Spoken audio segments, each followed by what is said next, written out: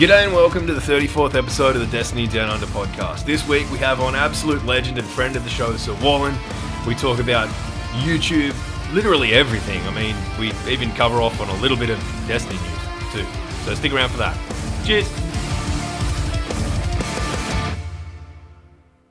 G'day and welcome to the 34th episode of the Destiny Down Under podcast.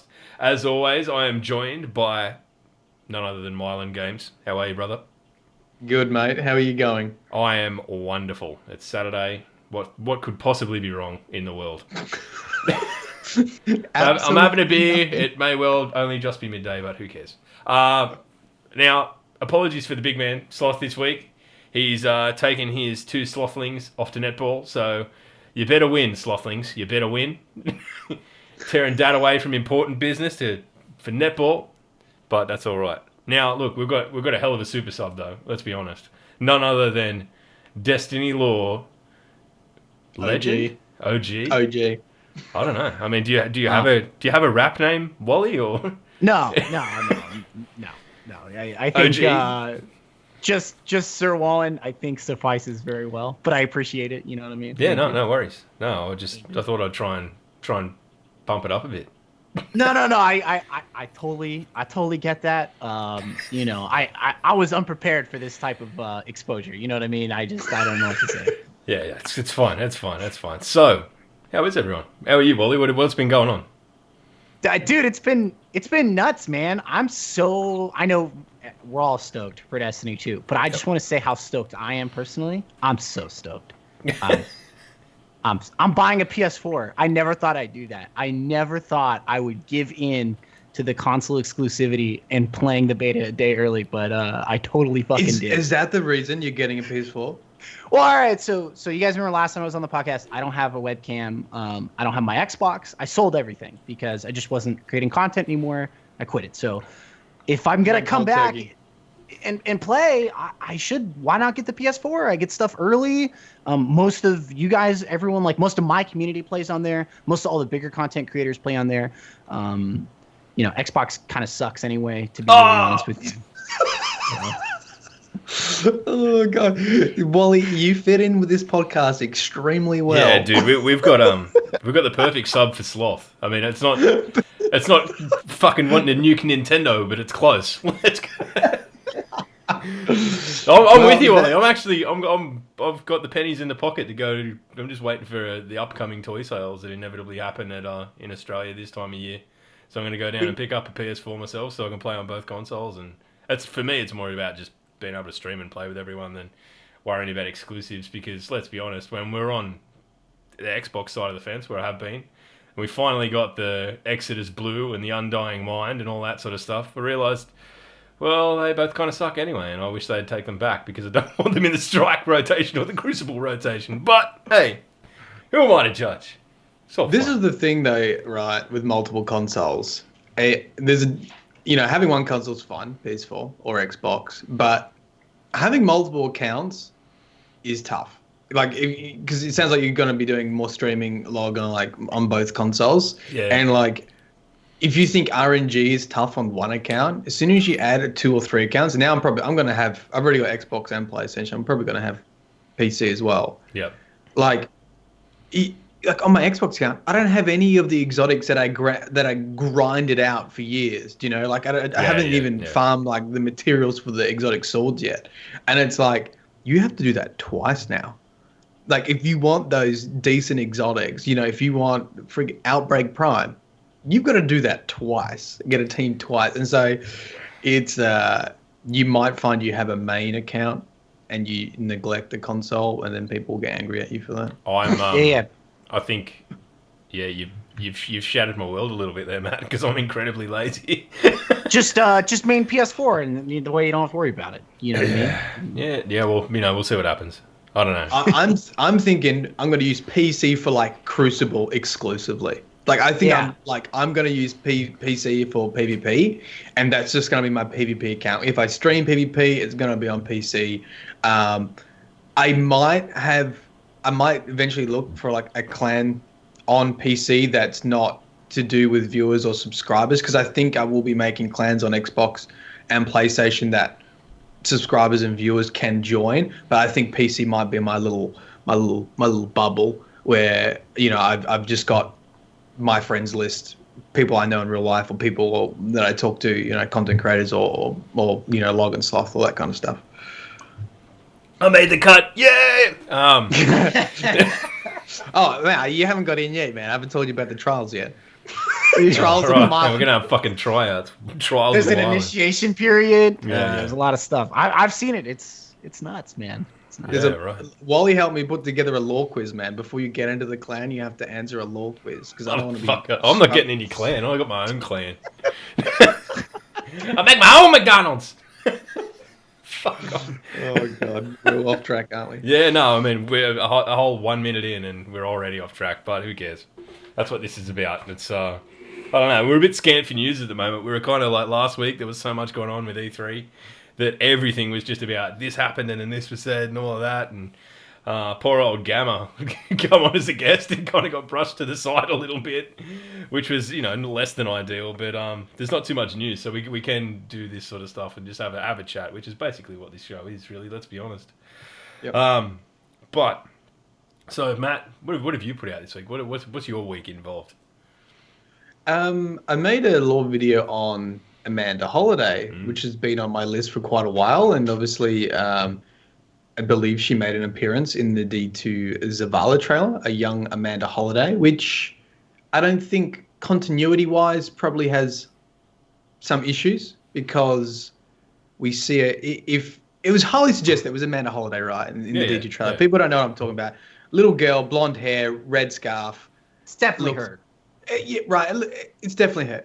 The thing is, knowing that is Amanda Holiday in the tower puts a timeline on the Dark Age era, because we know that Amanda Holiday was born on the road to Pilgrims, heading towards the Traveller, likely post-collapse, and it doesn't feel like there's been enough time lapse for her to still only be a child, because some things hint at the Dark Age being like a couple centuries.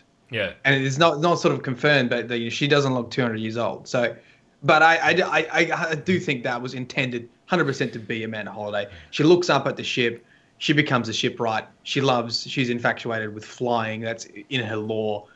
She becomes a shipwright. So there's a really cool lore about Amanda Holiday and the Chaperone, which is the exotic shotgun that her mother possessed. So that was been my week. And also I released the audiobook.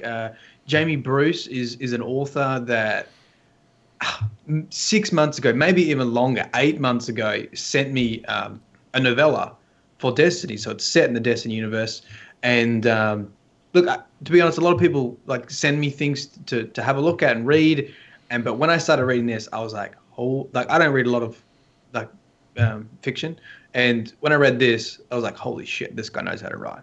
This guy's got some skill. Haven't even finished it, so I don't even know how it ends.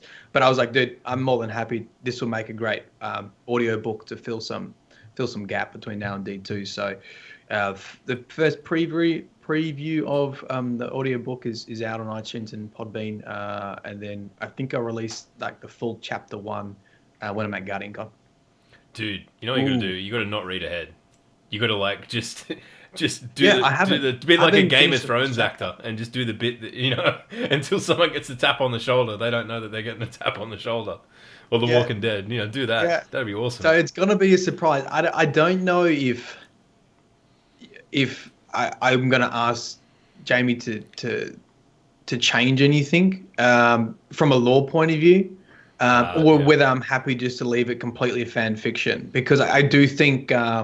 We've had some very brief conversations about the ending or about how it sort of progresses. And there's some things that probably conflict with this sort of strict lore of the Destiny universe. So when we get to those chapters and after I read them, if I feel like we might need to just say things in a different way, we might do that and try to keep true. But at the same time, I really like the fan fiction. He's provided a different option for Guardians and this post-apocalyptic world. Sounds awesome. I can't wait. Like, I really enjoyed what I've heard of it so far. So, definitely. I don't know. I mean, it's not. I've never really listened to an audio book, except for like, you know, what's his name? The guy that voices the parrot in Lion King.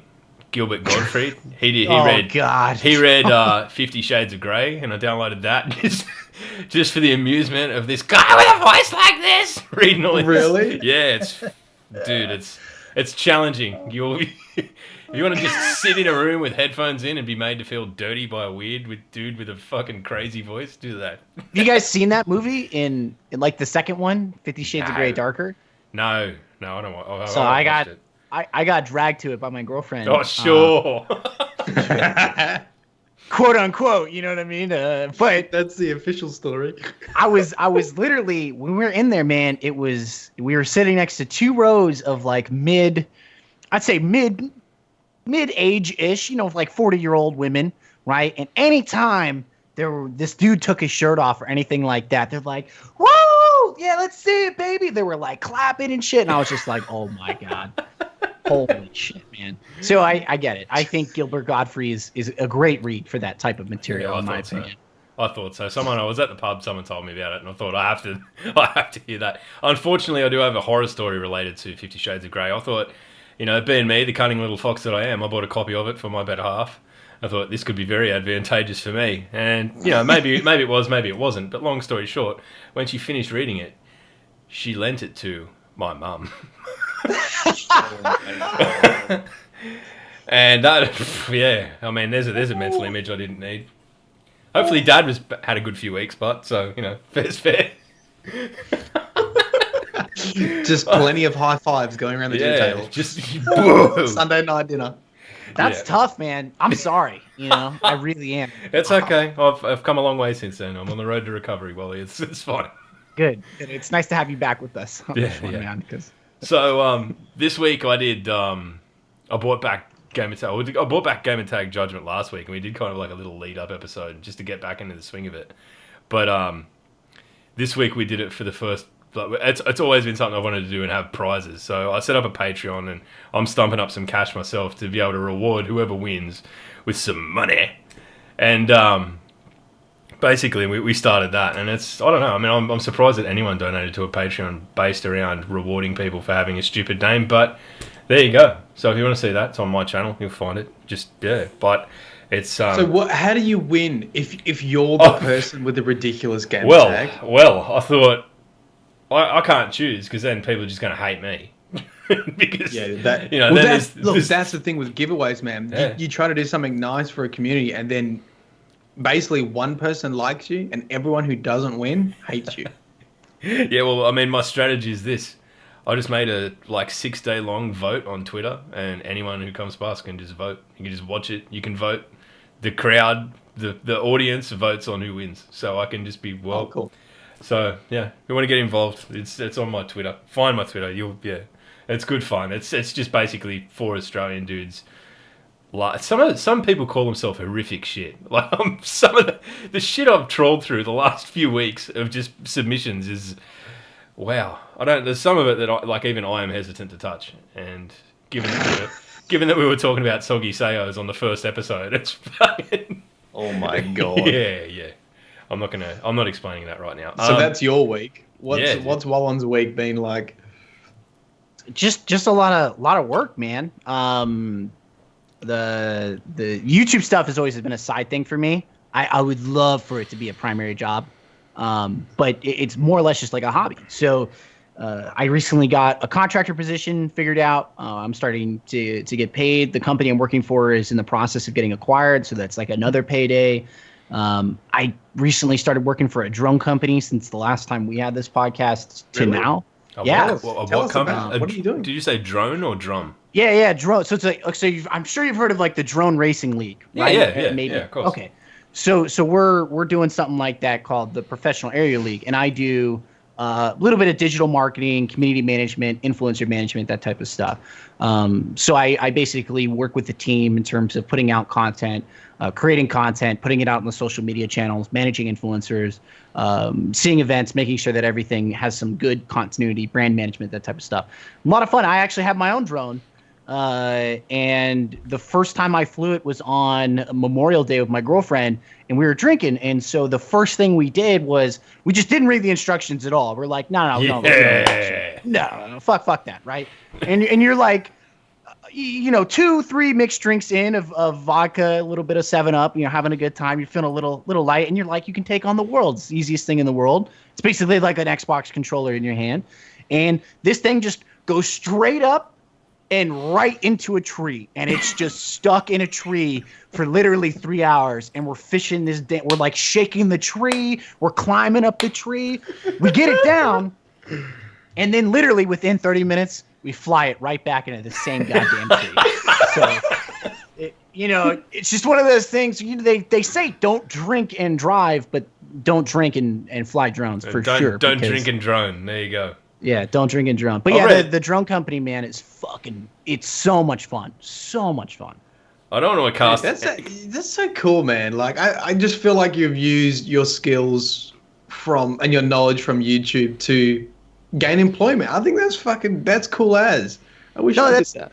That's what I told him. I told him that. I said I was sitting in a meeting because originally my partner with the other company, who's also named is Taylor, brought me in on a couple of these meetings. And he was like, I just want you to sit in on some of these meetings and be like, let's see what these guys are doing. And they brought up a question being like, we really need someone who understands digital marketing and how to build content, create content, and manage a community. And I'm like, wait a second. Did you spin around on your chair with a cat in your lap? Like, well. I was like, wait, you know what I mean? But like, literally, they hit all my checkbox. And I just told them, I said, I don't know if this applies, but I do a YouTube channel. I have X amount of subscribers. I've been building it for 5 years. I have a content schedule that I follow, manage my own community, that type of stuff.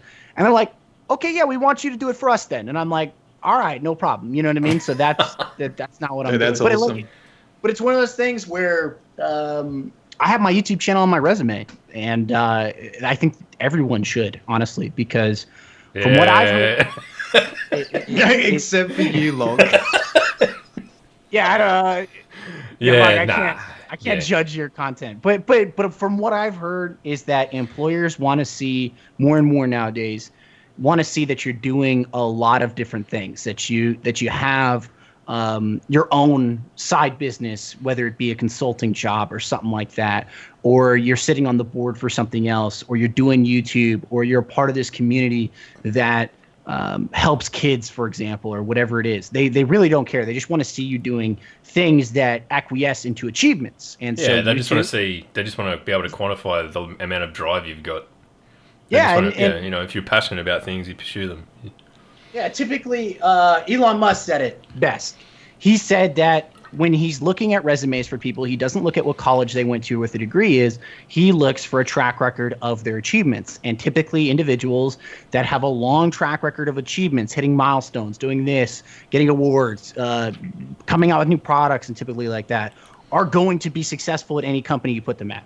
They're just people that are achievement orientated. And most of the time with content creators, it's a very hard road. It's not easy. Once you make it, you do make it.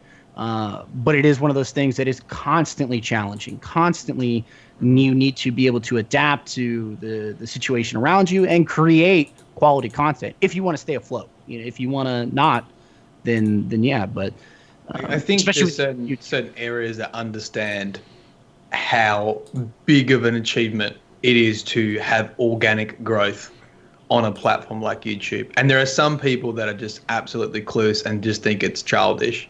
But if you're in the right area, I talk to professors at universities and they have no fucking idea about, but some of them understand how difficult that is and have seen the benefit of what I've done with my YouTube channel. And even, I don't know if you've seen some previous videos, but I've helped with recruitment through my university for people with autism because, I run a gaming channel, which are predominantly males. And if you don't know, the diagnosis for autism is much higher in men.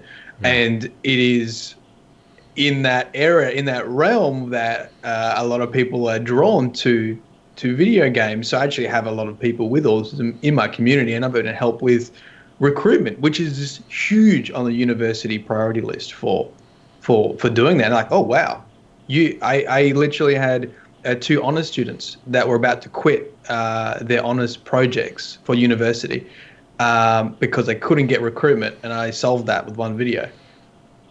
So there's definitely crossover there, but sometimes I find people are just very clueless as well.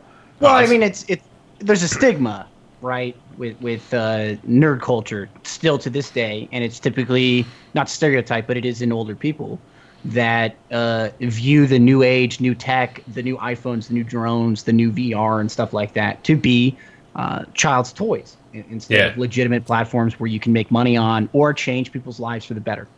Yeah, exactly. And I think, and this is like my end goal, is I really want to see combining my therapy research with these platforms, because I don't think the best way to do research and recruitment is to come in cold turkey and be like, hey, you've got autism or you've got this disability, like, let's do some research. But if you build like a community and you just happen to have people with that in your community, of course they're going to want to help out, and because you're part of that community. And I think that's a very different approach to conducting research about anything, really, rather than being this outside person. Like, you're in that community and you're trying to help with it. And that's why I'm keen on the mental health aspects of gaming. And that's sort of my dream end goal, is I would love to be running YouTube and researching as a full-time job in the online realm, because I think there's so much stigma around gamers and the online community and toxicity and mental health. And I think that is a real area that we can improve a lot of people's health if we do the right type of research. Absolutely. And it was like, just from my perspective, you in your position and doing like to take it on that tack, to be honest, the biggest thing people have, the biggest advantage you have is trust, because people see you're one of them. You're a guy who's passionate about Destiny, makes Destiny content, and then you form this community, and they're like, okay, well, Matt does this as well. It's part of my life. I can talk to him about it, and it's not a big thing, because it's not like just someone approaching you going, you have this condition, I want to talk to you about it. It's this guy that I share interests with, this guy that I have a lot of respect for, who makes content that I enjoy, now wants to talk to me about that. It's a no-brainer. It's how to personalize something like that. Yeah. I really, like, for example, like for my PhD, it's taken me like 6 months to get recruitment, to go through all the hoops and the rigmarole for getting participants.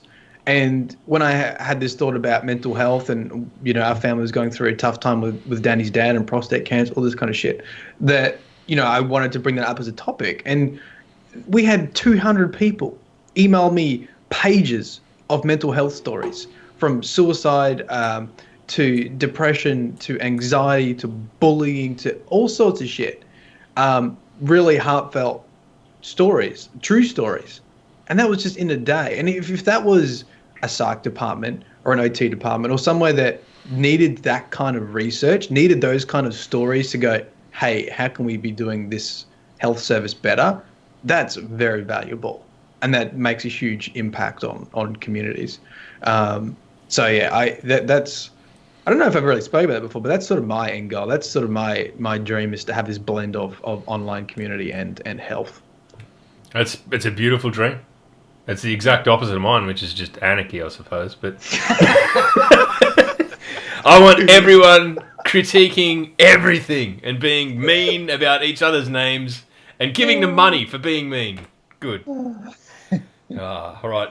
Perfect. Do we want to talk about Destiny, or let's just? This has been probably one of the best opening conversations ever. It got deep, didn't it? It got deep. It got real deep. It's amazing. I'm just still a bit sus on Wally and his drones, because around my area they're actually banning them. They're banning them because there's little pervs just using them to go and look in people's windows and shit. I don't do that. So, but I totally understand that there is a potential that if you own a drone that you could do that. I would never, though, ever do that. But I understand how you could want to. Oh, shit. All right. Moving on. Moving on. Do we want to get into some Destiny news, boys? Yeah, why not? Why not? Let's talk about the thing. What's the name of this podcast again? Yarns Down Under. Oh, okay. So there wasn't a whole lot of news. I scoured the internet. There was a few things about odd articles about there being no recoil in the PC version of Destiny and things like that, which I don't know. I don't know how it was corrected. I did see some of those things. Mark Noseworthy made some comments in some article. I can't remember which article it was corrected on Twitter afterwards. Yep. I think what they're saying is mouse calibration is going to feel different on PC using a mouse. Well, yeah, I mean, It has to. Have you ever played Division's the greatest example I can give you. You ever played Division? I have played Division on Xbox. On PlayStation. Yeah. Right, and I played it on console and the PC, and I'll tell you right away that recoil compensation on PC is a joke. There is no recoil. I mean, all you basically do is you figure out the way the weapon moves, up to the left, up to the right, and as you're shooting, you pull down. It's much, much simpler than using your thumb. So I totally get that. The concept of there being no recoil. There is recoil, obviously, but it's going to be one of those things where you're going to see PC players with insane accuracy because the mouse allows for that, where the controller doesn't allow for that type of precision. Yeah, I agree. So do you think, I don't quite understand, so do they don't make it harder though, do they? No, it just has to be calibrated differently. They remove aim assist. I mean, they should. They always, in my opinion, there should be no aim assist on PC ever because there's no need for it.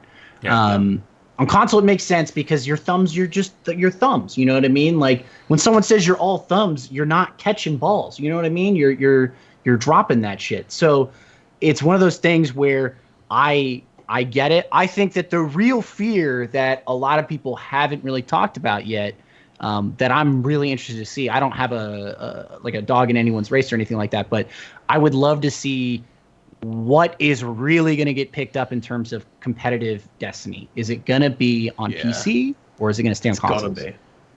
I don't know, but when you think about it, man, Sony have no reach. And Sony are probably the biggest fucking, like, think about the amount of money they pump into Destiny in terms of like attaining exclusives and things like that. Like they would have, they're the pinnacle. They're the prime platform, I think. And, what about Blizzard? Oh well, I mean, there's another huge player. I think they've got two juggernauts. That exactly. I don't know how they're gonna They probably already have. They have to have this sorted out. I can't imagine Blizzard coming in with PlayStation having those exclusives and Blizzard like accepting it, going on to Battle.net and not being like, yeah, we want this to be the competitive scene. Yeah, I mean, it's with Overwatch and just in general, and this isn't like a snub on the console market or anything like that, but just in general, the PC competitive market in terms of all your eSport games has so much more money in it than the consoles do. And it just on a money sponsorship route alone, if Activision was smart, they would go with the PC. And it would suck, I think, for a lot of the PS4 players and a lot of the Xbox players because now we're seeing, especially you're going to see it at Guardian Con too, these esport events that are like popping up that are very awesome to watch, very competitive, like old school Halo. You know what I mean? It's one of those things that's so damn cool. But if it lose, I feel like it may lose that with PC, and I think that's a big fear that maybe isn't talked about too much. I reckon we should aim for we need to get a PvP content creator on the show log and get their thoughts, because I'm really interested to hear what they have to say about changes to the Crucible, their thoughts on PC and competitive play, and what their preference is for going into D2 and what they think they might need to do to make sure that they stay on top of their YouTube content or Twitch streaming. Yeah, very interesting conversation, I think. Yeah, I don't have any. If anyone knows anyone, I don't have anyone that I could probably reach out to at the moment. I'd recommend reaching out, like maybe Triple Rec, MTash. I mean, I'm sure you've talked to them before, but I could. No, I haven't spoken to either, actually. Yeah, Patrick Casey over on the Destiny. What do they call it? Destiny Community Podcast. Used to be Planet Destiny and shit like that. Yep. Oh, that would be good to have a chat to, actually. All right. Yeah. After this, I'll ping him for you. There you go, Gus. There you go. Yeah, fucking Wally, just making shit happen. Don't worry about it, Malin. You know, it's cool. Oh, gee. Oh, man, I got everyone's number. Hang on, I'll ring Deej for you. You want to get Deej on? I'll just ring Deej right now. Hey, Deej, what are you doing? Friday night. Fuck you. Get on the podcast. Right. No, but seriously, I think having a PvP content creator come on your guys' podcast makes sense because they removed. I mean, you guys have to tell me this. I'm not 100% certain. They removed certain PvP game modes, right? There's no Rumble. Gone. No Rumble. Yeah. And there's no ranked playlist search coming, correct? There will be, but not on release. Not on release. Okay. And there's no private games either. No private matches. Private games either. It just. Do you think? Yeah. You think private games will come out though, right? They'd have to. They're gonna have to, man. Well, we were having this chat last podcast and thinking that it's very suspect to remove such a feature like that, and I wonder whether they're preparing their own tournament style things. Like what? Oh yeah, we've already had this discussion, but it's weird for it to be removed. Is probably such a base the long and feature. short of it. It's just, every game has that nearly. Like I mean, you're talking Halo 2 had it. Like, come on. Which makes us think that there's a reason behind removing that feature. Yeah. All right. Well, do we want to go down that rabbit hole again? If Wally's got any comments on it, we'll do that, and then we can. No. If you guys have already talked about it, no. What's your gut feeling? Just give us a couple sentences. What's your gut feeling about removing private matches? So, and this is just me working closely in the gaming industry. I had a really good opportunity to work with EA's Battlefield team on a lot of their broadcasts, a lot of their eSports direction, a lot of stuff like that. To some of these guys at some of these games, regardless of how intense the community may be, how supportive the community may be, sometimes the upper echelons of the game just don't see the necessity for there to be a competitive support. Destiny, I think, is a perfect example where you're talking about Bungie, the guys who created Halo, one of the most competitive first-person shooters on the console of all time, didn't create that with Destiny. And I think it's because they're legitimately struggling between providing for the casual player, providing for the weekend warrior, and providing for the PvP superstar. Yeah, they can't do it all, and it's really tough. I think that removing it doesn't make sense, though. There's something coming. There has to be. Yeah. Has to be. I totally agree with that. I don't think we've had someone put it succinctly like that, and I really like that statement that Destiny is trying to provide for all the masses, from the casual to the hardcore, from the hardcore PvE, the hardcore PvP, and the casual PvE, and the casual PvP. That is a genre that has had very little development, and if not leading the way. So no wonder why, we've seen so many changes. They are leading the way in this MMO. If you listen to this podcast, I'm doing quotation marks. MMO, style shooter, and they are making it up as they go along. But I almost feel like they're trying to cater to too many aspects of the audience. I don't know if you can do that. If you can do that, can you cater to the PvP masters and PvP casuals? No, I mean realistically, no. What you should do, the smart business practice. It's not popular, but the smart business practice is you support the average player because that is your prime. Yeah, that's your core business. Yeah. The unfortunate side of it though is those casual players are not necessarily your vocal individuals. They're not your content creators. They're not your influencers. Your influencers are typically guys that are hardcore, whether it be hardcore lore guys, hardcore PvE guys, hardcore PvP guys. And typically they have their own soapboxes that they like to stand on. And that is the thing I think is really interesting with Destiny 2 and the direction it's been going in, is that I think influencers have a lot more power than they think they do. The omission of the grimoire is one of those things that has people frustrated, questioned, what is the story direction going to go? But then you've seen recently that they're revealing more and more information. That was a huge complaint from Destiny 1, was that they were so opaque. They didn't tell us anything. They didn't want to tell us anything for X reason. But now we're getting a lot of information and people are pissed off. It's one of those things where it's a very tight balancing act that they have to play. Like I said, I made in my video, I'm not judging anything. I want to play the game before I make an opinion piece. You know what I mean? Can't. I don't know did you guys go to E3 to have an opportunity to play, or any of the gaming events to play it? No, so we haven't had hands on at all. Okay, me neither. I would have, but there's a fucking ocean in the way, so I didn't. A really big ocean. Like the biggest one on Earth, I think. Is it the Indian Ocean? My geography is a little. No, the Pacific. Oh yeah. Those American geography courses, they get you, man. They get you. No, I get it. Yep, all good.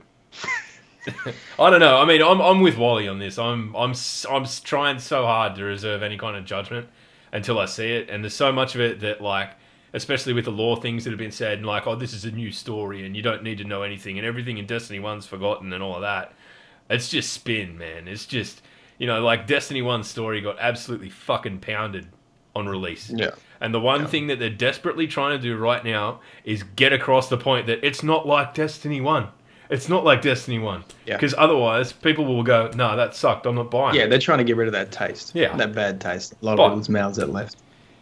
Which what? Yeah, have you guys gotten comments like that in some of your YouTube videos being like, if you've been overtly positive about Destiny 2, I've gotten a couple being like, come on, Wally, we know this. It's just Destiny 1, but it's really Destiny 1.5. They're calling it Destiny 2. It's still gonna suck ass.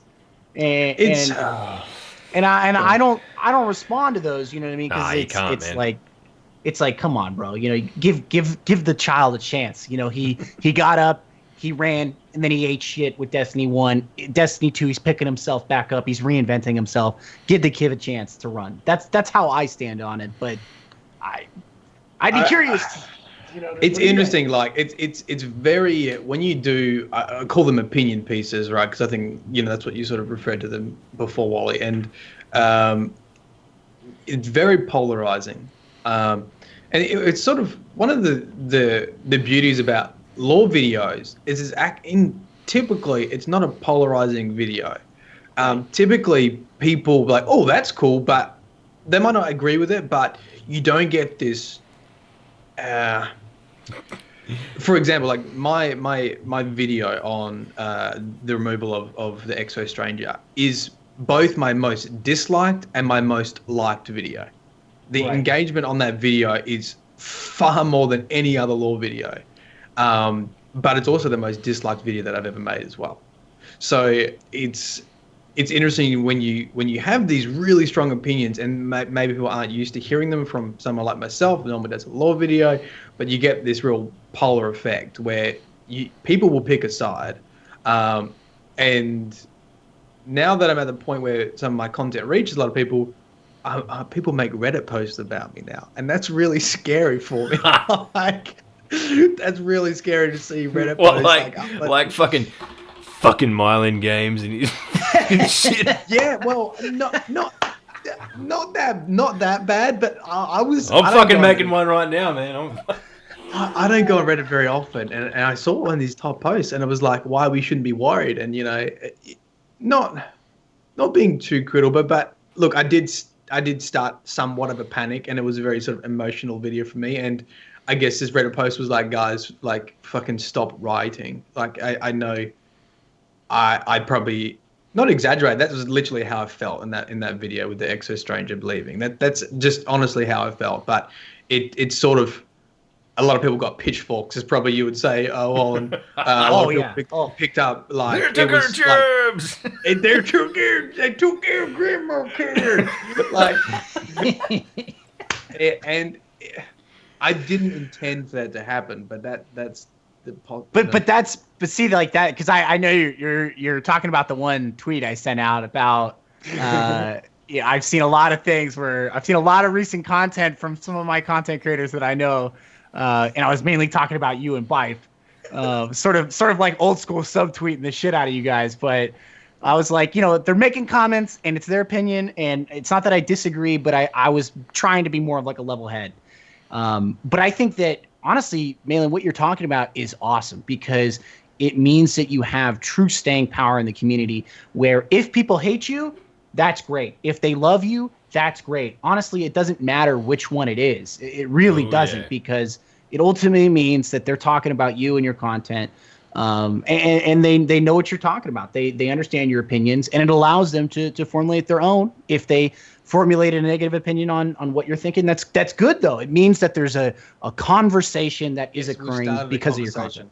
Yeah. And you know what? A lot of people are like, why are you making this? And I don't see the point of you making this. But the thing is, it did start a conversation, and we actually did see results from the conversation with the Grimoire cards.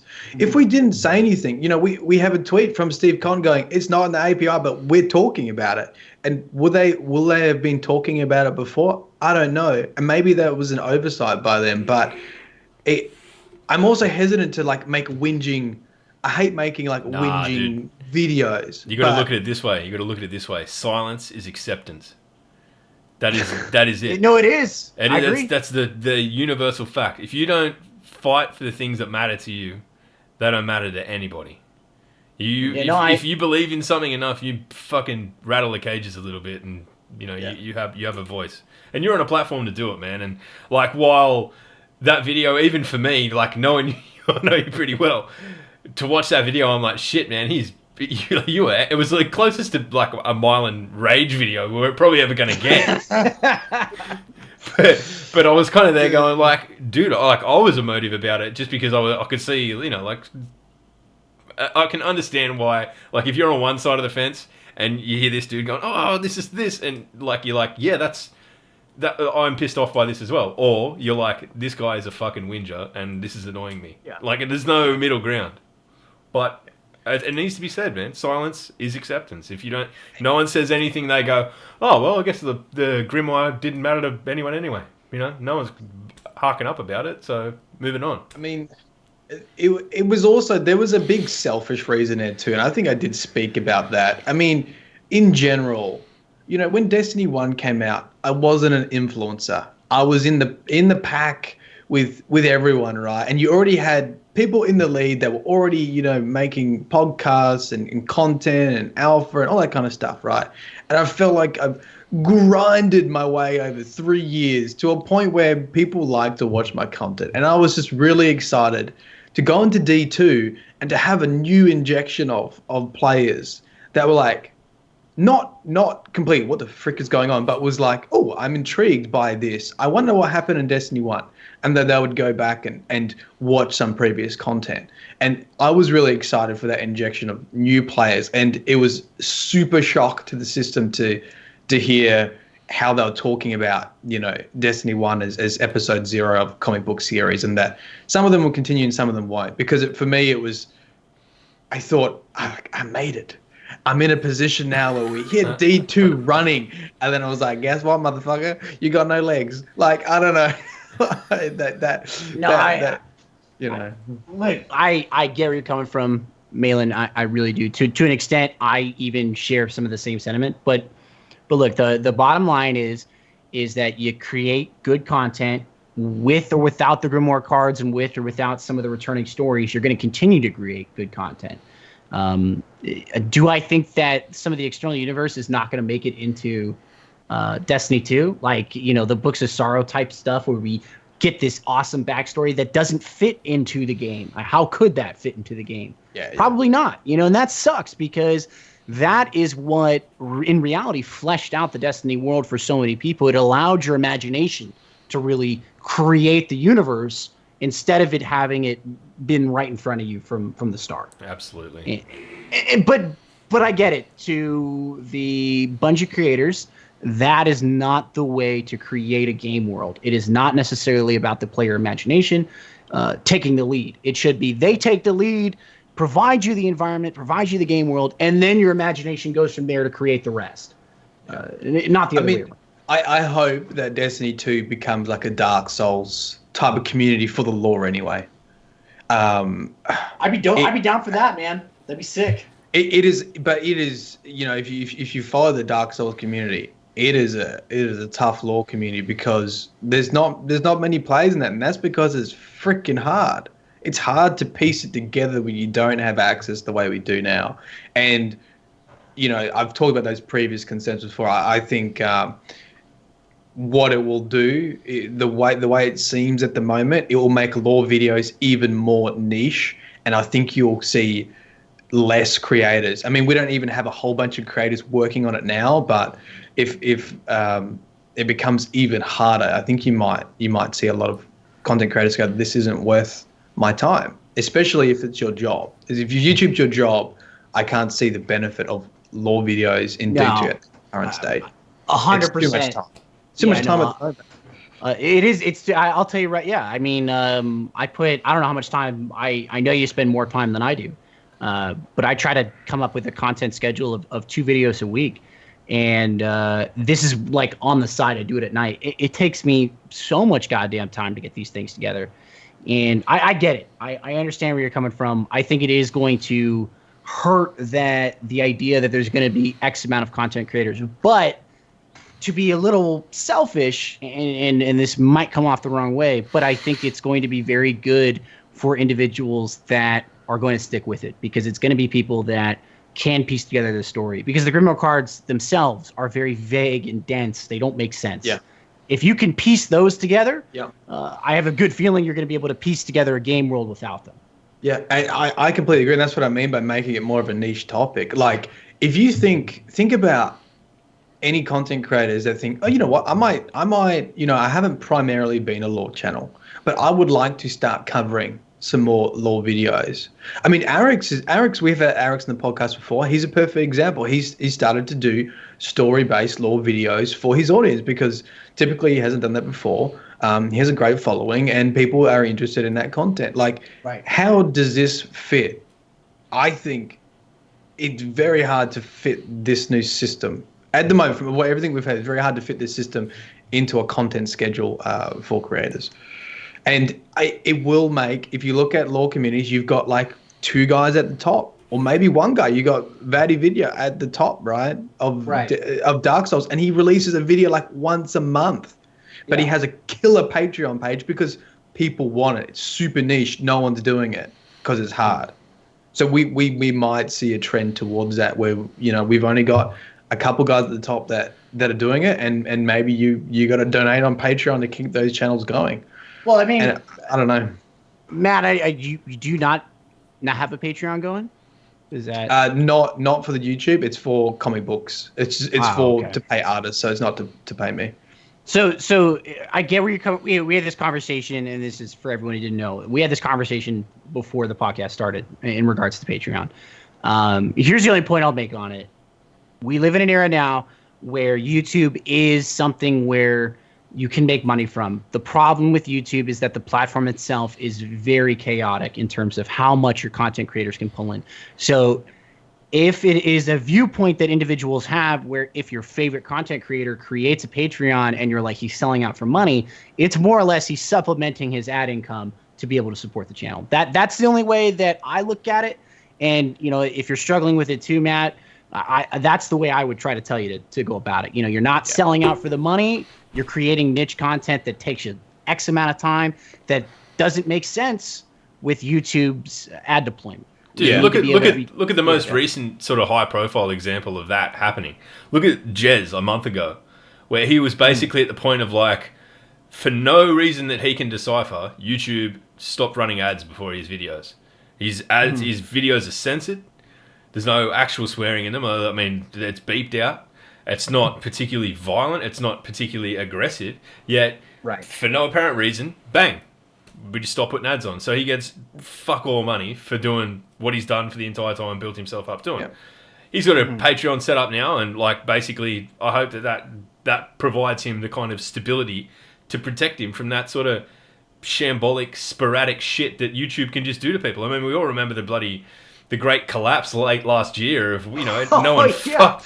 And that's what can happen. They change one fucking equation in this enormous system, and your livelihood goes down the shitter. If you really want to support the content creators that you enjoy, and you want to see the content poured out at a fucking reasonable rate, I see no greater way than doing that than giving them money directly. You don't need to sit through the ads to pay some intermediary to then give them money.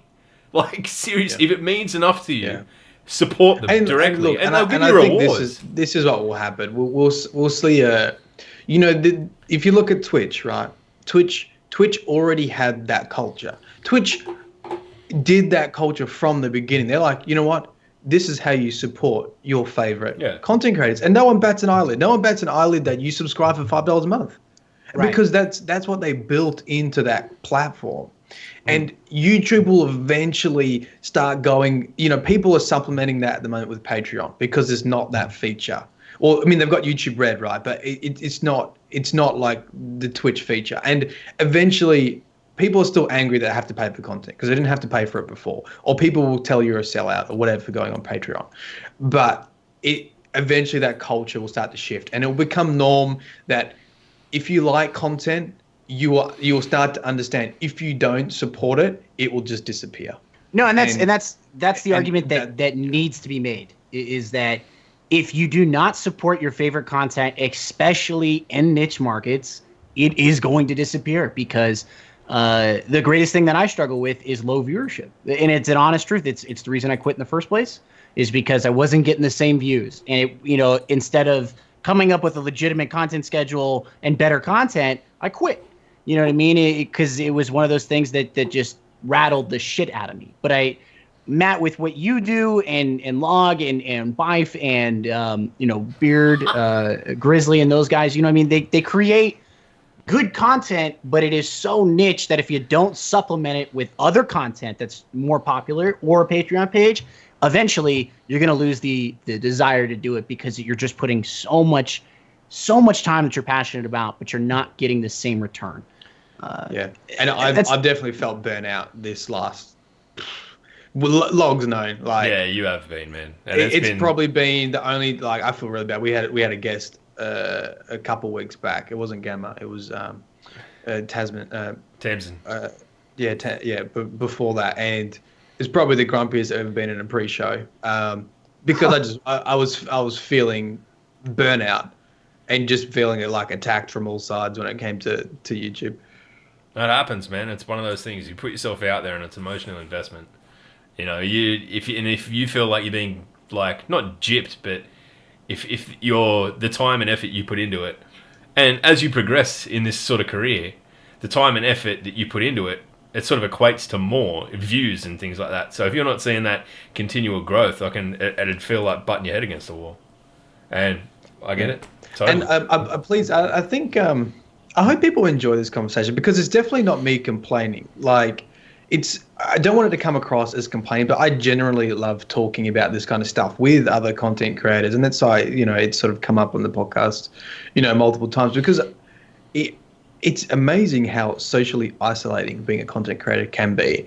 And you may hear things like this as vents because we actually have an opportunity to talk to each other about the same things, really. And so, I hope people don't take it the wrong way. I love what I do on YouTube. I love that I have the time as a student to put time into it now. There's probably going to be a time when I finish my PhD, which I won't have as much time to put into YouTube, and I will need to make a decision whether there is an income in YouTube for me to continue to invest 12 hours to make a law video. It's as simple as that. So, well, here, let me read you advice that I was given. Okay. Basically, it's not a job, right? You get paid to do it, but it's supposed to be fun. And basically, if you used to love doing it and it's a chore now, it's no longer fun. The biggest thing that I would tell you, Matt, and really everyone, is that if you're demotivated and you feel like the hustle is not paying off, you have to go back to the reason why you first started doing it. The reason you first started doing YouTube was not to make money, was not to get views, was not to drop impressions and blow up and be this social celebrity. It was because you loved creating content. And sometimes you have to rediscover that's really what it's about. And that's what I completely and utterly agree with that statement. It is as soon as you start thinking, even just the mindset of going from something that's creative for fun to going, okay, how do I make this a business? Completely changes your content.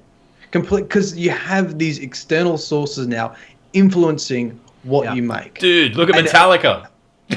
3 albums of fucking amazing thrash metal. And then, wow, we're the biggest band in the world, come out with a really heavy rock album and completely change sound. Because it's commercial factors get involved, man. I mean, it's a dumb example, but that's what happens. People, it's adapt.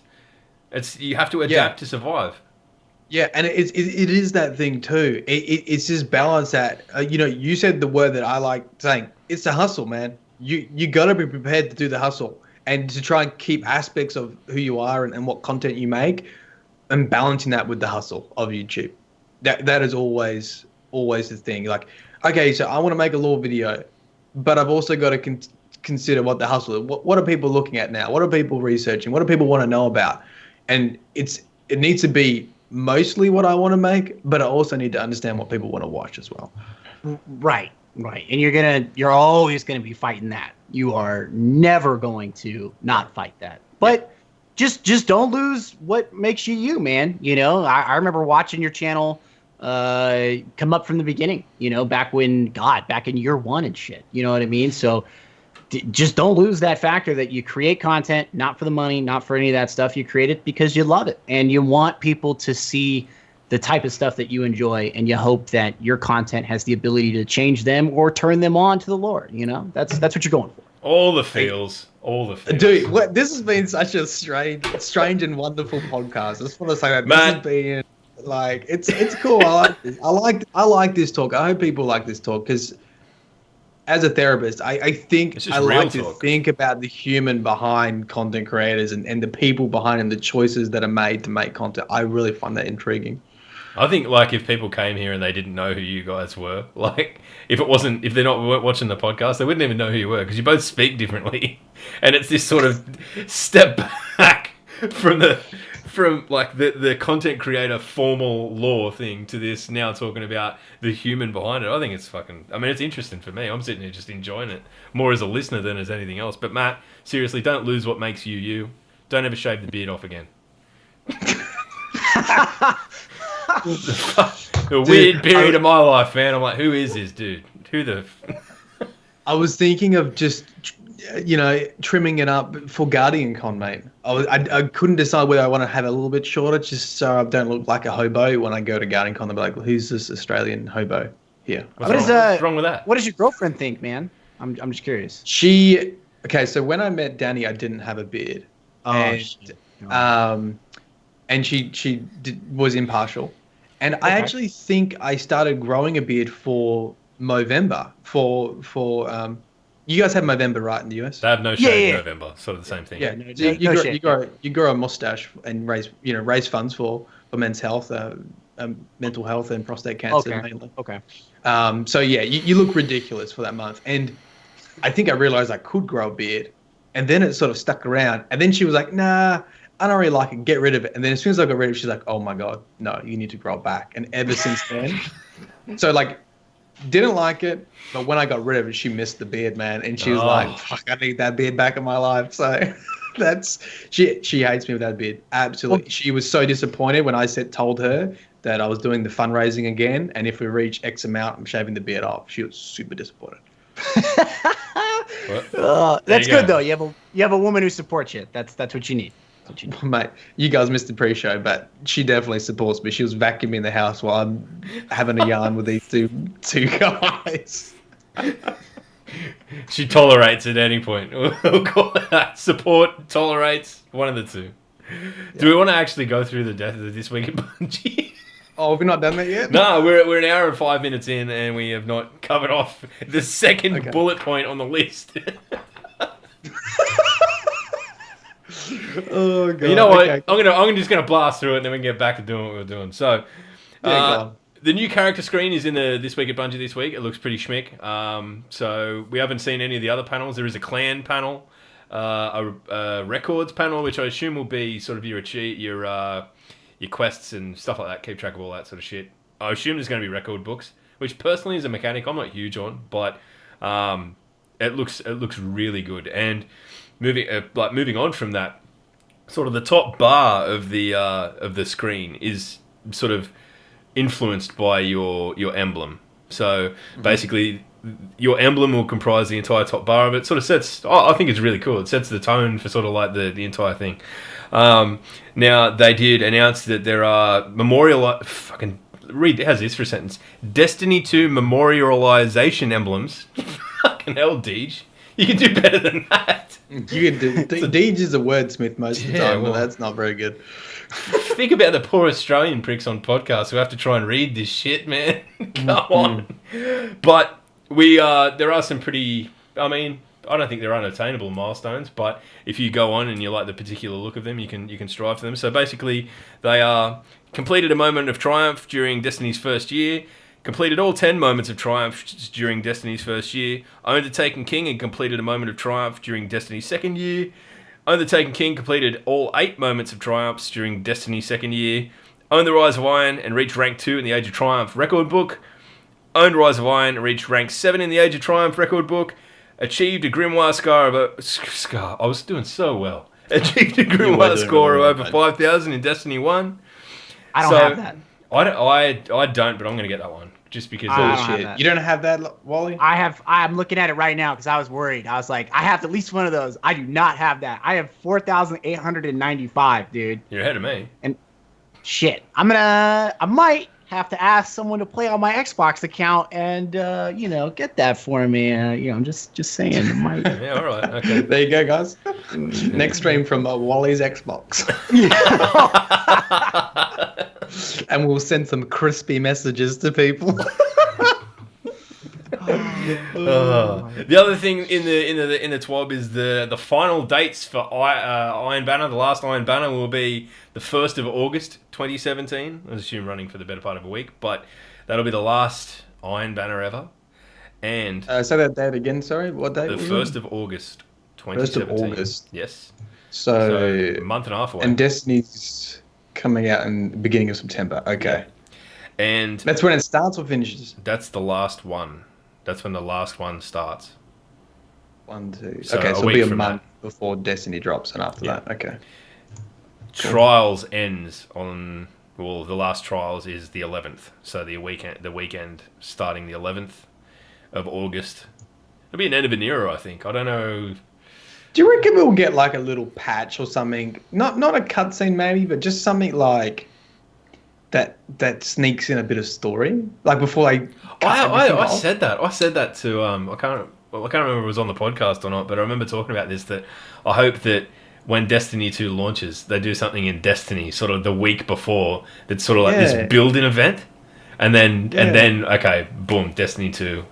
Like even if they just put like Cabal on Earth for no reason. or just pull the Cabal like from Mars, like the Cabal are gone everywhere. Like where the hell they go? Something like that. Yeah, just something really crazy would be cool. Yeah, I wonder. I mean, they sort of they've done stuff like that in the past. With adding.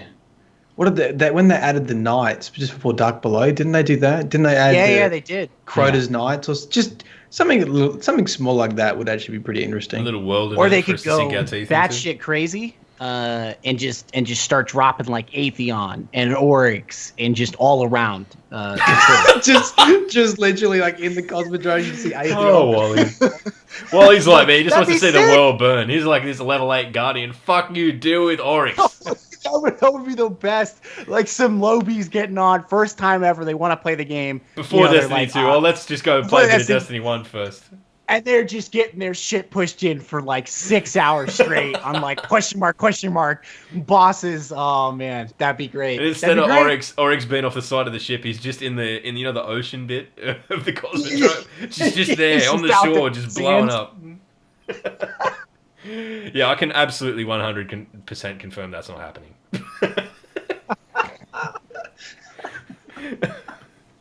All right, I mean that's the news.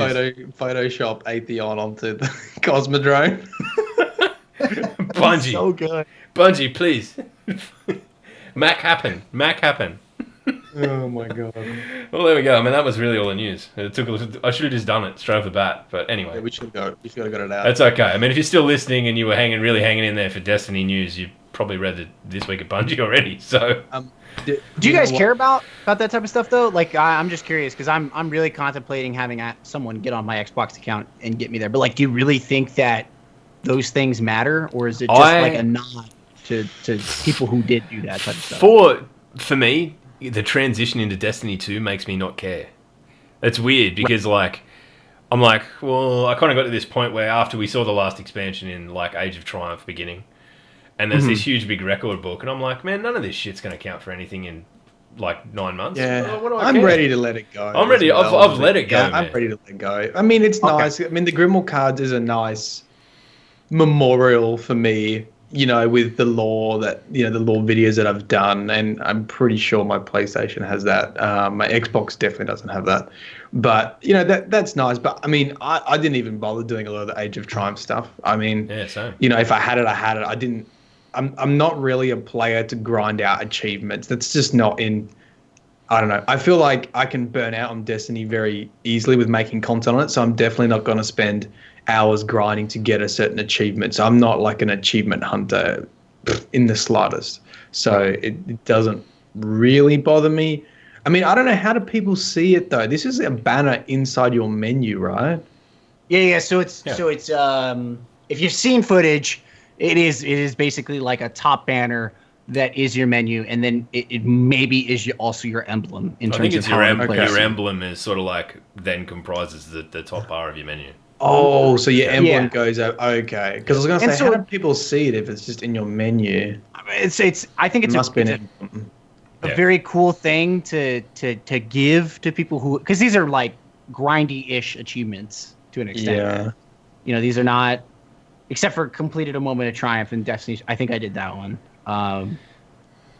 But I think I did the first lot of moments of triumph, but then I just sort of I think I did the first one and that was it. I did them all up to the end of the TTK ones. I think I haven't done the Rise of definitely cool. Little nod, I think, to people who've gotten them, but all in all, not going to matter at the end of the day. Yeah, none of them are like that cool that I'm like racking my hair, pulling my hair out, going, I need this. They're kind of like, that's okay.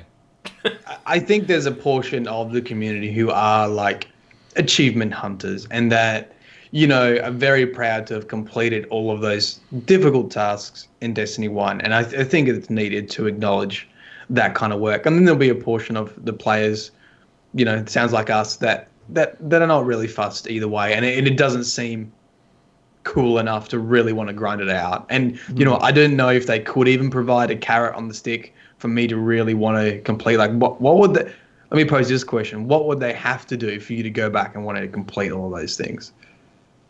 Oh God. Like some weapon skins, armor, like a weapon skin or something. Yeah, maybe. yeah. Like it's need to be fucking cool, but man, like something tangible, need to be like a sparrow or something, or a ship, something cool. Yeah, even then, like it'd have to be the coolest ship ever. Like it'd have to be something really cool. I mean, I know, but that's the thing. If they do that, and the thing that they're dangling a carrot here for completionists, like they're basically, if you don't do this now, you will never have these things ever. Like that. I know there are a few dudes that I've run with that it would fucking infuriate to just have that empty slot. I mean, our good mate Rowie, when he couldn't get the ship that New Monarchy one or something. Yeah, and it like he was fucking ropeable for months about it. Like there's people out there that this shit really matters to, and like I'm not slighting it. Like I'm just happy it's not me because I don't need that kind of stress in my life. Yeah, exactly. Yeah. Well, there we go. Yeah. Good. Well, I don't know. I mean, we just we've talked ourselves to a standstill. Well, look, there are some questions in chat. Absolutely. Let's answer a few. We haven't done it for a few weeks. We've done a little bit of talk before, but honestly, while you've added a lot of different perspectives to conversations we've had before, so we'd love to hear your thoughts again. I mean, this comes back to, you made a comment that we've got the hardcore and we've got the more casual community and the weekend warriors, and for the most part, YouTube creators are in the closer to the hardcore side of things. And to be honest, there's been a lot of complaints from the hardcore side of things, like myself complaining about Grimwald cards and Exit Stranger, and then PvP guys not happy with PvP changes and feeling like it's catering maybe to more casuals as well. And so you've actually got a lot of feedback from the hardcore community, if you want to say that. And so there's also a comment in here from the Rambo Jesus about frames per second and 60 frames per second and consoles and PC. So do you have thoughts on that, Wally, with frames per second. Maybe, it doesn't bother me, but the law bothered me. And I know a lot of the performance issues bothered people when they released the performance. That stuff. Yeah, the performance issues, I'll be honest, playing on Xbox, in this, I think, is maybe not the only one who had this problem, but Xbox suffered from stuttering and low FPS at times when the PS4 didn't for Destiny 1. I've never noticed it. Honestly. So like I said, it's one of those things that like I've noticed it a little bit here and there, but I'm like a stickler for FPS because I jump back and forth between PC and Xbox all the time when I was playing them, and it's a night and day difference. So I personally believe that the consoles, the way they are, how much people are paying for them, the generation we're in, every single game should be in 60 FPS. The idea that it's 30 FPS cinematic is like, in my opinion, I think it's a scapegoat. I think it's they just don't want to spend the extra time, resource management to get to that point. They don't want to take certain sacrifices because ultimately what they have to do is they have to sacrifice certain things to get to 60 FPS. And so now that it's on PC and I'm going to be playing on PC predominantly, I don't care anymore. I really don't care. I really don't. And I don't mean that to be a dick or anything like that, but it like I said, if Destiny was on PC, even in 30 FPS, Destiny 1, I would play it right now. I would still be playing it. It's more about comfortability for me. I think that 60 FPS is the way to play games, but that's just my preference. It's not the end-all, be-all of the conversation.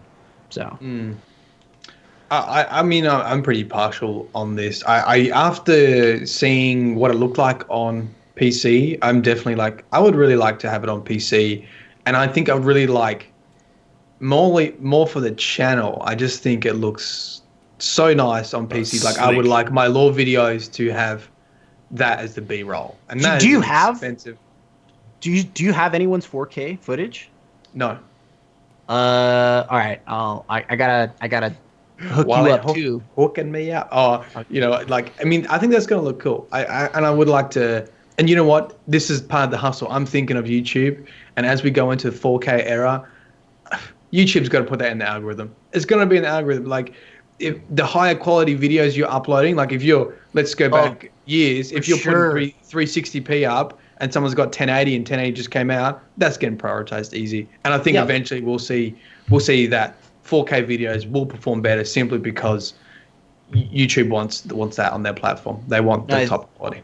Same thing happened. Jump from 720 to 1080, man. I remember that. I remember that. If you weren't uploading in 1080, you got shit on big time. So I totally get it. I don't think we're there yet with 4K, but give it another year. Not yet. We will be.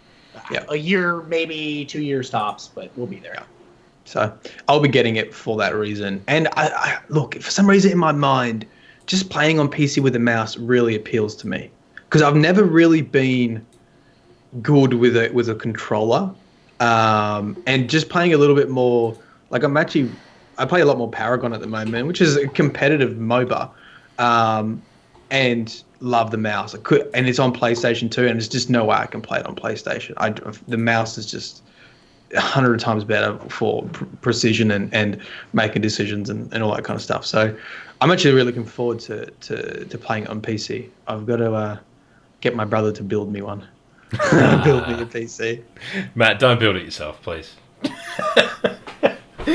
You want to see a raged Marlon? You fucking dude. Document. I'm no better than you. I just know to ask Sloth earlier before I just, like, the second I've got a question, I'm straight onto him. Where, like, he's that way inclined. I am not. Like, guitars, fine. Computers, it's like a box, and I push the on button, and as long as it does what it does, I don't care. But we've got some more questions in chat. I think there are some lore questions in there, which is cool because we do have Wallen on. So I wonder if we I see a couple of comments about the tower and Fellwinter Peak, social spaces, maybe even the reef. I think they're from Matt Done Goofed. So what are your thoughts on social spaces, Wallen? Like, are we going to see Fellwinter Peak? Are we going to see some of those original social spaces come back? What about the reef? Any sort of initial thoughts? So probably not, especially if their idea is not necessarily to leave Destiny behind, but it's to put it away in a box. They want to create a new universe, and if the story is us regaining our light, us regaining our abilities as Guardians, you shouldn't be familiar. It should be a new journey with some familiar faces. Yeah. You know what I mean? I think we'll see the tower again, like their tower retaken. And that's the end social space. The end game social space is the tower retaken, whereas the starting one is the farm. And then when DLCs come out, they'll probably revisit certain things. I don't think we'll see the reef, maybe Felwinter Peak, but I don't think we'll see the reef for a quick minute. Yeah, I think that will be lost for a little while. I'm really interested whether they're going to reveal the location of the tower geographically, because from what I've seen so far from the storyline, we don't know this is all sort of speculation, but right, you have the homecoming mission, you've got your supers, you're defending the tower, the Cabal are coming in, let's call it a leech, I don't know, the Cabal mechanism is attached to the Traveler but hasn't activated yet, hasn't put the shield around the Traveler yet, so you still got everything. What we've seen from the cutscenes is as soon as that orange shield, as soon as that leech activates, they juxtapose that to Guardians falling down, lights being lost, stumbling around, getting kicked off by getting Spartan kicked by Gold, right? And I can imagine that the next mission is to make our way to the farm without light and to regain our powers. I think that the Traveler Shard at the farm or in the EDZ. And to make that travel, are we just going to jump in? It can't be too far. Well, yeah, that's what I'm saying. Yeah. Are they going to go like, hey, we've got the European Dead Zone, and this is why the Middle East is a potential location for the tower, and they've sort of, I don't know why they've used that location in the Age of Triumph, but they sort of put it in there in the Age of Triumph, because you can go there, and it's in between. The Cosmodrome is in between Kazakhstan and Russia and the setting for Cosmodrome and the European Dead Zone. So it's I'll be interested to see if that's actually we walk there or if we have another mode of transport to get to EDZ. What if it's like a really long walk, like a 3-hour mission, really long just to hide from fallen dregs because you got no power. So from my knowledge, the only real mountain range in the Middle East is like the Caucasus up by Turkey. Yep. And that's like Georgia and the Donetsk Republic and stuff like that in current day. So I think that originally, like most of the theory has been that the tower's always been located in that general area, Asia Minor, somewhere there. Yeah, not the exactly Balkans, 100%. sort of around there.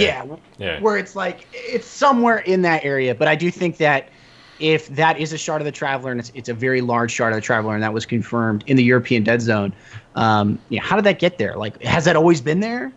Is it a piece? Yeah.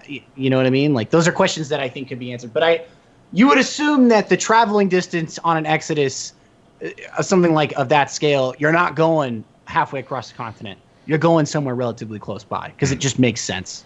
Yeah. So it'd be interesting. I don't know if they will reveal that or not. It's been. Or maybe they will. Like maybe they're ready to, like we've seen them cut away extra terminology now, and maybe they're ready to go, you know what? We're going to stop some of this vagueness. This is where the tower is. This is where the EDZ is. This is where we're going. This is why we're not going back to Cosmodrome. Blah blah blah. Get your walking boots on. I'm stoked, man. I think it's fun. I think there's going to be a lot. I think there's going to be a lot of information, real thick and fast, for all of us that have been sitting here waiting for answers for 3 years. I think it'll be thick and fast. It's gonna be dope, dude. It's all right, gonna be. Well, I'm stoked.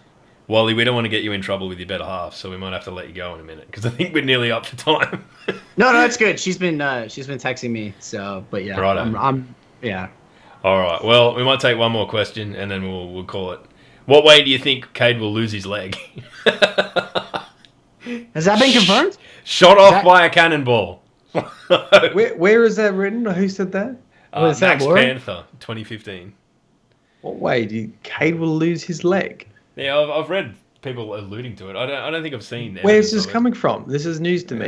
Apparently, Cade loses his leg. I don't know. Well, he's like limping in one of the trailers. Oh, but that's because of the light, isn't it? That's from him losing the light. Yeah, or taking a wound there or something. I don't think he'll legitimately lose his leg. I mean, he could, but I think that would kill the character development. Or maybe it wouldn't. Honestly, if that did happen, this is a huge rabbit hole. But Cade's one of those characters that wants to not be a hunter mentor anymore, and he wants to get back out there. And the only reason he's doing it is because he took up a vow from his dead friend Brask. Yeah. You know what I mean? Yeah. And so imagine that character having that want, having that need, and then just getting crushed like that. You don't have a leg anymore. There's no way for you to go back out there into the wilderness. That would crush the character. Yeah.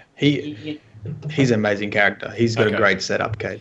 So in chat they're saying that it's in the trailer that he's on the floor with his leg missing. So observation points. What? Yep. I gotta look at that. Holy shit.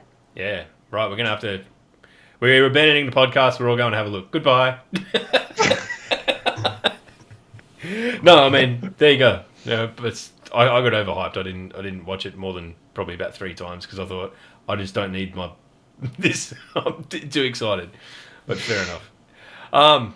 Yeah, I hope it's something funny. It probably won't be. It'll probably be horrible. I mean, losing your legs is pretty tragic.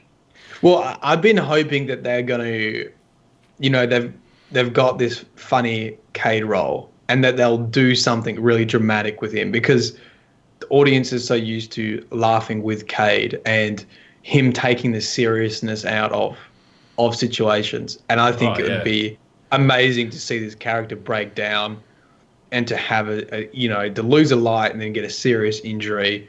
I think that would be some cool character development. Yeah, I'm with you. I think the funny guy can turn into the sad guy and it'd be very effective. But anyway, that's just us. Hopefully. I reckon Sloth will rate that plot twist though. Just saying. Alright, we might wrap it up. I'm going to the pub. That's what I'm doing the rest of my day. What are you guys doing? That's what I'm doing too, bro. Yeah, it's a shame we're on different continents, man. This sucks. It's all right. We'll get shit faced together. It'd be perfect. You know what I mean? Yeah, dude. I've actually got like my catch up with the guys that I used to play in a band with. We every 6 months get together, and it's always a fucking mess. So that's where I'm going. I'm gonna upload the video and then I'm out. I'm off to buy some US dollars, exchange some plastic for paper. So you're not here next week, are you? No, I'll be at Guardian Con. Lunatics running the asylum. We might try and get you on Skype, depending on what time it is and what's going on. I can be a news reporter. I can be reporting. This is Melon Games reporting in from Guardian Con. Done. Right, and just go up and interview people. Probably not. Well, it depends where you are, but if we can pull it off, I'll do it. Oh my god! If there's ever going to be a podcast that can get away with completely unscripted, just throwing a phone down someone's throat. No, see, I can't do that. I can't. I'm gonna be. I don't know if you need to be a certain person, but I hate inconvenience people. Like I'm gonna go up to people and obviously talk to them and introduce myself, but I don't know if I can be that guy that has the phone and interviews people on the floor. You know, just got to be an asshole. And not care about any of that. Are you going, Wally? No, I'm not. I was going to say, get Wally to do it. He's an asshole. Yeah, I can play a real mean asshole. You know what I mean? If the price is right? It's a paid position you guys are talking about, right? Yeah, totally. On ground, field reporter. Yeah. Easy money. All right, well, we're going to raid. We're going to pay a visit to Tamsin because she was on a couple of weeks ago, and I think that's fair. But in the interim, write us on Twitter. We're always scouring the tweets, keeping an eye on things, and we'll look forward to seeing you next week in some capacity. Matt will be on the other side of the world, so we'll see how that pans out, but we'll make it work. If you're going to Guardian Con, please come up and say hello, please. Yeah, maybe we'll... Yeah. You might even get yourself on the podcast by the sound of it. If you're an asshole and you're going to Guardian Con... Just go and borrow Matt's phone. You can be my cameraman because, by the way, I'm not going to have. If I use my data for this, it'd be like thousands of dollars. Can you imagine the data cost for streaming? I'm already feeling sick. Streaming from the US. Oh my god! All right, I'll see you all next week, Wally. It's been an absolute pleasure having you on again, man. It's always. Thank you guys, dude. Let's do a plug for Wally. Where can we find you, dude? YouTube. You can find me if you just search Sir Wallen. You can find me there, no problem. And then Twitter, Sir Wallen. But yeah, I make YouTube videos for the internet. And the thing about Wallen is, if you just take an interest in Destiny lore, the lore will find you, and so will Wally. In a dark alley. All right, yes. We'll go visit Tamsin. Everyone, get ready for a hot and crispy g'day raid. So just get in there and say g'day a lot. That's the deal. That's the whole deal. All right, I'll see you all next week, gentlemen. It's been a pleasure. Well, Wally, I'll talk to you. I'll talk to you soon. All right, thank you. I appreciate it. Bye.